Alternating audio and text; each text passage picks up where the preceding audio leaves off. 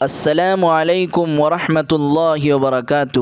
ناظرین، اسلام میں نظروں کی بڑی تاکید بیان کی گئی ہے اور بد نظری کرنے سے سختی سے منع کیا گیا ہے۔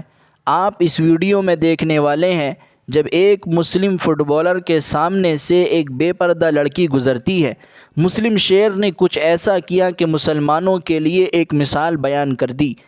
ناظرین، آپ سے گزارش ہے، اگر آپ ہمارے یوٹیوب چینل پر نئے ہیں تو ہمارے یوٹیوب چینل کو سبسکرائب کر دیں اور بیل آئیکن کو دبا دیں۔ دوستو، ویڈیو کا منظر آپ کے سامنے ہے اور آپ دیکھ رہے ہیں میچ کے بعد کھلاڑیوں کے درمیان میڈل تقسیم کیے جا رہے ہیں۔ کھلاڑیوں میں ایک مسلم نوجوان بھی ہے، سر پر ٹوپی اور چہرے پر سنت رسول سجائے ہوئے ہے۔ ایک بے پردہ لڑکی پلیٹ میں میڈل رکھ کر کھڑی ہے۔ ہر ایک اپنا میڈل لے رہا ہے، خوش ہو رہا ہے اور اس لڑکی کی طرف دیکھ رہا ہے۔